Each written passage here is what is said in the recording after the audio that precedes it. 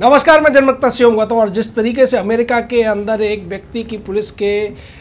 हाथों पिटाई के दौरान हत्या हो गई, उसके बाद अमेरिका में तमाम दंगे हो रहे हैं और उन दंगों को लेकर भारत के कुछ तो ये जो गिद्ध हैं जिन्हें के पक्षकार कहा जाता है, जिनमें अगर मैं नाम लूँ तो राजदीप सरदेसाई, विनोद दुआ,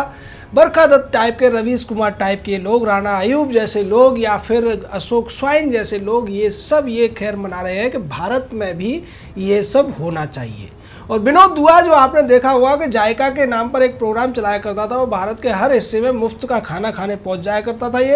ये कभी टीवी पर बैठकर वोट की जो विश्लेषण होता था वो भी किया करता था। एनडीटीवी का पुराना पत्रकार रहा है। विनोद दुआ भी जिस तरीके की बातें कर रहा है उसकी बात करेंगे बाद में, लेकिन पहले इस राजदीप सरदेसाई को आपके सामने लाते हैं और इसको एक्सपोज करते हैं कि ये किस तरीके की खबरें चलाता है और उतना सब पक्षकारिता करने के बावजूद, कांग्रेस या आम आदमी पार्टी के एक तरीके से चारणता करने के बावजूद ये खुद को बड़ा निष्पक्ष पत्रकार होने का दावा करता है। राजदीप सरदेसाई अपने फेक न्यूज़ के लिए जाना जाता है और सोहराबुद्दीन इनकाउंटर केस में तो इसके ऊपर कोर्ट में केस भी चला और बाद में इसने माफ़ी मांगी थी, लेकिन उस माफ़ी से पहले ये बहुत बड़ा नुकसान कर चुका था गुजरात सरकार का, भारतीय जनता पार्टी का, अमित शाह और नरेंद्र मोदी की छवि को ये पूरी तरह से बिगाड़ चुका था, क्योंकि इसने जो फेक न्यूज़ छापे थे और फेक न्यूज़ की स्टोरी की थी उसकी वजह से देश में गलत अफवाह फैली थी, गलत संदेश गया था और सोहराबुद्दीन का जो एनकाउंटर हुआ था उस पर भी सवाल उठे थे। राजदीप सरदेसाई पिछले दिनों भी पकड़ा गया था फेक न्यूज़ के चक्कर में, लेकिन अभी जो ताज़ा मामला है, बांदा में एक व्यक्ति की मौत हो जाती है बीमारी से और इसको लेकर मौसमी सिंह जो कि एनडीटीवी की पत्रकार है या दूसरे बाद में आज तक में भी गई थी, वो उसने एक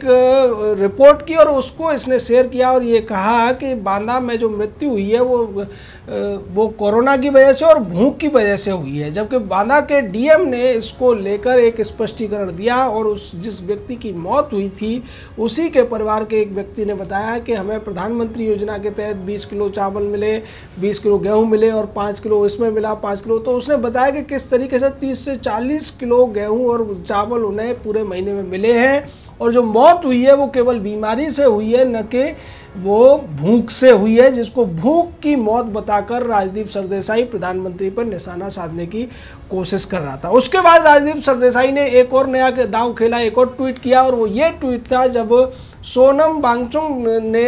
एक अभियान चलाया कि चीनी जो ऐप है उनको आप अनइंस्टॉल कर दीजिए और लोगों ने टिकटॉक को अनइंस्टॉल करना शुरू कर दिया। इसके बाद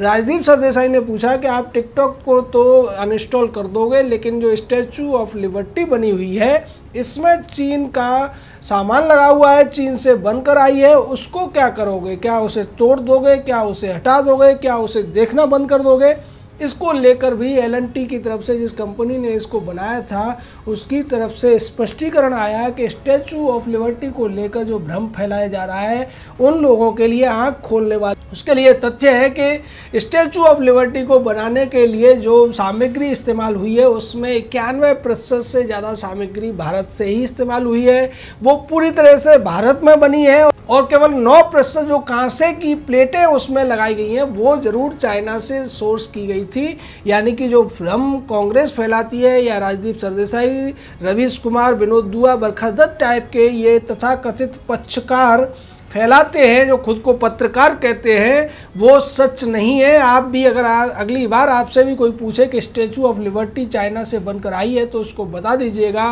कि उसमें वो सब लोहा लगा है जो कि भारत के किसान से, गरीब से, मजदूर से भारत के प्रधानमंत्री ने मांगा था और केवल ऊपर की जो परत है कांसे की जो परत केवल चाइना से इंपोर्ट की गई, जो कि 9% से भी कम है। यानी सीधे तौर पर यहाँ झूठ फैलाने की कोशिश की जा रही है, भ्रम फैलाने की कोशिश की जा रही है। और आज चूंकि वर्ल्ड ट्रेड का मामला है, वर्ल्ड ट्रेड ऑर्गेनाइजेशन काम करते हैं, भारत में तमाम एमएनसी काम कर रही है, वैसी स्थिति में आप अगर कोई भी प्रोडक्ट लेते हैं उसमें 5 से 10% तक विदेशों का रॉ मटेरियल यूज हो सकता है, उसको आप विदेशी नहीं कह सकते। अगर यही बात है तो एनडीटीवी चैनल में जितनी मशीनें लगी हुई हैं, राजदीप सरदेसाई जितने कपड़े पहनता है या जो जूते वगैरह पहनता है वो सब के सब विदेशी हैं, तो क्या राजदीप सरदेसाई उन विदेशी कपड़ों को उठाकर फेंक देगा, पहनना छोड़ देगा? नहीं करेगा। और जो ज़्यादातर वो भी वैन्स वगैरह होती है वो भी बाहर से मंगाई जाती है या उनका ज़्यादातर कंपोनेंट बाहर से आते हैं। तो इस तरीके से ये लोग आम जनता में भ्रम फैलाने की कोशिश करते हैं, आम जनता को ये दिखाने की कोशिश करते हैं कि देश की जो सरकार है वो ठीक नहीं कर रही है बल्कि जनता का शोषण कर रही है। हमने आपको पहले ही बताया था कि किस तरीके से अमेरिका में जो दंगे चल रहे हैं उसको लेकर राणा अयूब से लेकर अशोक स्वाइन तक लोगों ने ऐसी बातें कही। उसके बाद राजदीप सरदेसाई ने भी यही कहने की कोशिश की और उसने कहा कि अमेरिका में जो कुछ हो रहा है उसमें सभी सेलिब्रिटी उसका विरोध कर रहे हैं, सरकार को कटघरे में खड़ा करने की कोशिश कर रहे हैं और लाखों लोग सड़कों पर निकले हुए हैं। लेकिन भारत में ऐसा नहीं होता है। भारत में अगर कोई एट्रोसिटी होती है यानी अत्याचार होता है तो उस पर लोग चुप्पी साधे रहते हैं। वैसे अगर सच कहा जाए तो ये बात राजदीप सरदेसाई जैसे लोगों पर ज़्यादा लागू होती है। जब पालघर में 2 साधुओं की हत्या होती है तब ये कुछ नहीं बोलता है, या फिर दूसरी जगहों पर इसी तरीके से लोगों को भीड़ पीट देती है, बंगाल में लोगों को घरों में जला दिया जाता है, पीट दिया जाता है, तब राजदीप सरदेसाई टाइप के लोग नहीं बोलते हैं। लेकिन ये चाहते हैं कि जो कुछ अमेरिका में हो रहा है वो भारत में भी हो और इसी की उम्मीद लगाए हुए इसी का एक पुराना सहयोगी जो विनोद दुआ है वो कहता हुआ नजर आ रहा है कि किस तरीके से अमेरिका में खुलकर विरोध हो रहा है, खुलकर लोग सड़कों पर निकले हुए हैं, लाखों लोग सड़क पर निकलकर सरकार का विरोध कर रहे हैं। वो ये नहीं कह रहा कि वो विरोध के नाम पर लूटपाट कर रहे हैं, दंगे फसाद कर रहे हैं, आग लगा रहे हैं और गंदी गंदी हरकतें कर रहे हैं। विनोद दुआ कहता है कि भारत में अभी लॉकडाउन लगा हुआ है, तमाम मजदूर पैदल चलने के लिए मजबूर हैं, लेकिन वो सरकार के खिलाफ कोई विद्रोह नहीं कर रहे हैं। तमाम मजदूर रेल से कटकर मर गए, उसके बावजूद विद्रोह नहीं हो रहा है। वो कहता है कि लोग भूखे हैं, लोग जा नहीं पा रहे हैं, तब भी विद्रोह नहीं कर रहे हैं। यानी आप समझ लीजिए,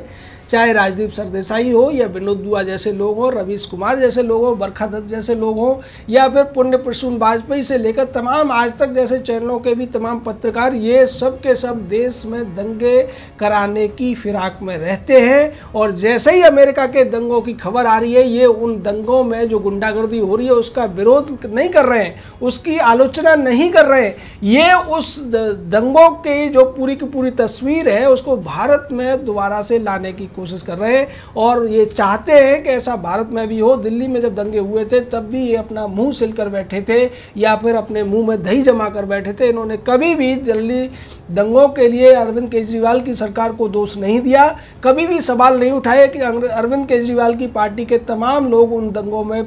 लिप्त थे। और बाद में जब जेएनयू का भी मुद्दा आया और ये सामने आई थी कि पिंजरा तोड़ जो ग्रुप था उसकी कई लड़कियां पकड़ी जा रही हैं, तब भी ये लोग उनका पक्ष लेते हुए दिखाई दे रहे थे। रवीश कुमार जैसे लोग, राजदीप सरदेसाई जैसे लोग, जब ऐसे लोगों पर कार्रवाई होती है तो तिलमिला जाते हैं। लेकिन ये चाहते हैं कि सरकार के विरोध में सड़कों पर लोग आएँ और दंगे फसाद करें। उसके लिए ये लोग फेक न्यूज़ के सहारे, गलत तथ्यों के सहारे लोगों को भड़काने की कोशिश करते हैं, जैसा राजदीप सरदेसाई करता है। या पहले हमने आपको बताया था कि रेलवे के मामले को लेकर रवीश कुमार ने इसी तरीके की खबर प्रसारित की थी। तो एनडीटीवी का पूरा ये जो पत्रकारों का, पक्षकारों का घराना है, ये पूरी तरीके से वामपंथी जो उग्रवाद की एक सोच होती है उसी के तहत चलते हैं। इन्हें हर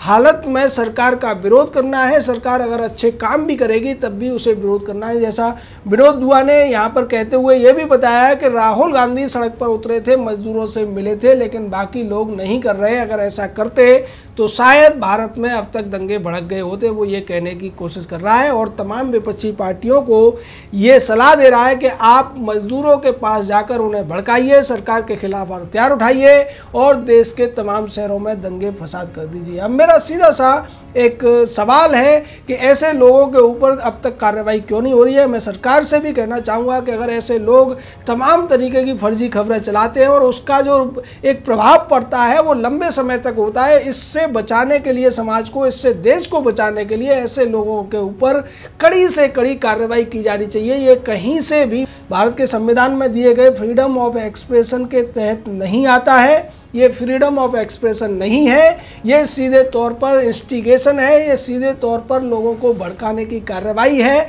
लोगों को गुमराह करने की कार्रवाई है, जिसका परिणाम बहुत ज़्यादा खतरनाक भी हो सकता है। इसलिए सरकार को एनडीटीवी जैसे चैनलों को तो बंद ही कर देना चाहिए, और राजदीप सरदेसाई हो या फिर ये विनोद दुआ, रवीश कुमार, बरखा दत्त, राणा अयूब जैसे जो तथाकथित पक्षकार हैं, इनको भी उठाकर इनके किए की सजा जल्दी से जल्दी देनी चाहिए। जय हिंद, जय भारत।